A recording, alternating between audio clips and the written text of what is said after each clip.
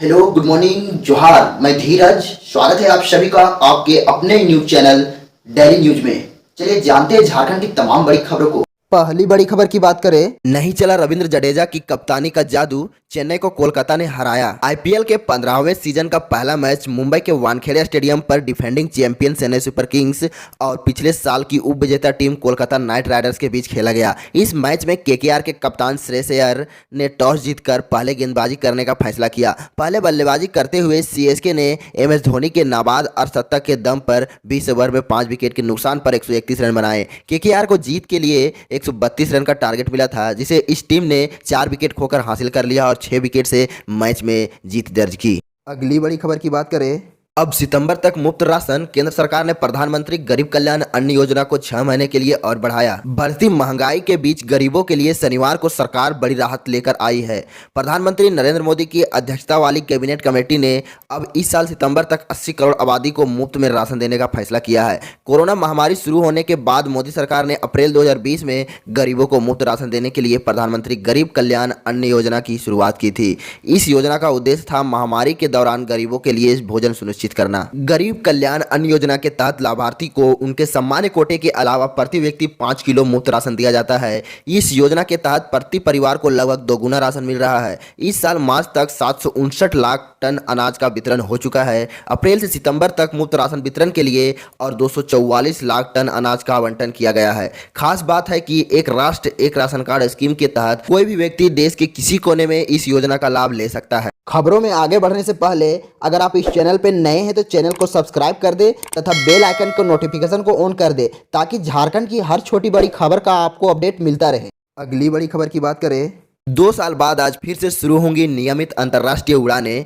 Covid दिशा निर्देशों को भी किया गया संशोधित। कोरोना संकट से उबरने के 2 साल बाद रविवार से अंतर्राष्ट्रीय विमान सेवाएं फिर शुरू होने जा रही है। इसके लिए देश के हवाई अड्डे और एयरलाइन कंपनियां पूरी तरह से तैयार है। अंतर्राष्ट्रीय विमान सेवा शुरू होने से इस क्षेत्र को विकास की उड़ान भरने में मदद मिलेगी। नई दिल्ली के इंदिरा गांधी अंतर्राष्ट्रीय हवाई अड्डे को उम्मीद है कि नियमित अंतर्राष्ट्रीय विमान सेवा फिर शुरू होने के बाद अप्रैल के पहले सप्ताह में यात्रियों की संख्या में उल्लेखनीय उछाल आएगा। दोबारा अंतर्राष्ट्रीय विमान सेवा शुरू होने को लेकर भारतीय एयरलाइन कंपनियों के साथ ही अमीरात, वर्जिन अटलांटिक सहित विभिन्न विदेशी एयरलाइन कंपनियां भी उत्साहित है। अगली बड़ी खबर की बात करें, 1932 खतियान स्थानीय नीति पर सीएम हेमंत सोरेन का बड़ा ऐलान, विरोधियों की बोलती बंद। मुख्यमंत्री हेमंत सोरेन ने कहा कि राज्य की स्थानीय नीति जनमानस की भावना के अनुरूप ही बनेगी। वे शुक्रवार को विधानसभा के बजट सत्र के समापन के मौके पर बोल रहे थे। मुख्यमंत्री ने विपक्ष पर निशाना साधते हुए कहा कि इनका काम सिर्फ आग लगाना है और इसमें इन्हें महारत हासिल है। उन्होंने कहा कि सबकी सहमति बनाकर ही स्थानीय नीति पर आगे बढ़ेंगे।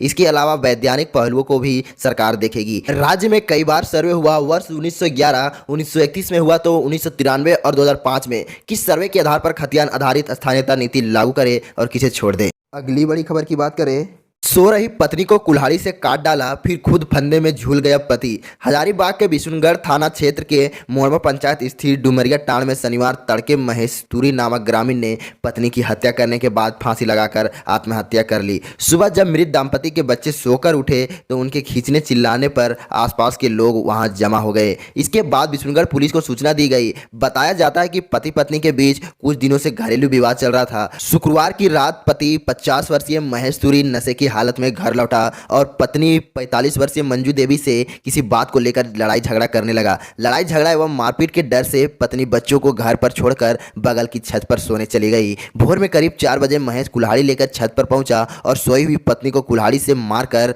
मौत के घाट उतार दिया। इससे मौके पर ही उसकी मौत हो गई। मंजू की हत्या के बाद महेश घर से बाहर स्थित कटहल के पेड़ के पास पहुंचा और डाल पर फांसी का फंदा लगाकर झूल गया। आसपास के लोगों ने बताया कि महेश के घर की माली हालत अच्छी नहीं थी। वह शराब का आदी हो गया था। उसने 3 बेटियों में से 2 का विवाह कर दिया था। इस घटना से महेश की एक अन्य पुत्री और इकलौते पुत्र को रो रो कर बुरा हाल हो गया है। अगली बड़ी खबर की बात करें, सरकार का बड़ा ऐलान, इस दिन से लागू करेंगे पुरानी पेंशन योजना। झारखंड के मुख्यमंत्री हेमंत सोरेन ने झारखंड विधानसभा में जनहित से जुड़ी कई अहम घोषणाएं की। उन्होंने कहा कि झारखंड में बहुत जल्द पुरानी पेंशन योजना लागू करेंगे। अन्य राज्य सभी सोच ही रहे हैं। उन्होंने यह भी कहा कि झारखंड के पारा शिक्षकों की तरह अन्य अनुबंध कर्मियों की समस्याओं का भी समाधान जल्द होगा। कहा, पिछली सरकार पारा शिक्षकों को कोढ़ समझती थी, वर्तमान सरकार ने 60 साल तक सेवा स्थायी की। सहायक अध्यापक का नाम दिया। विधायक फंड की राशि बढ़ाकर 4 करोड़ से 5 करोड़ की जाए। जाएगी। मुख्यमंत्री ने कहा कि पिछली सरकार ने राज्य के नौजवानों को छलने का काम किया। पुलिस नियुक्ति का उदाहरण देते हुए कहा कि इसमें जनजातीय एवं क्षेत्रीय भाषा की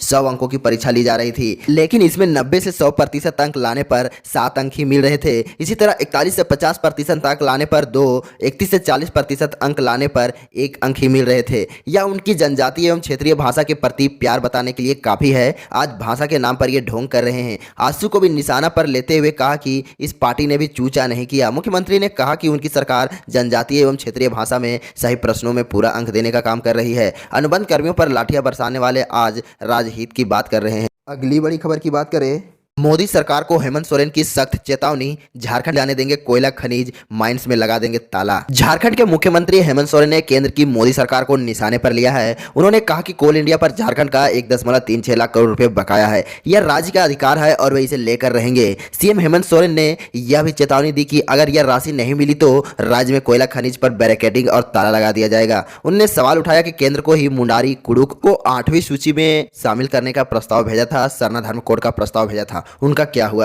आज की खबरों में बस इतना ही। ऐसा ही झारखंड की खबरों को सुनने के लिए इस चैनल को सब्सक्राइब करें तथा बेल आइकन के नोटिफिकेशन को ऑन कर दें, ताकि झारखंड की डेली खबरें आपको मिलता रहे। चलिए मिलते हैं कल के वीडियो में, तब तक के लिए जय हिंद, वंदे मातरम।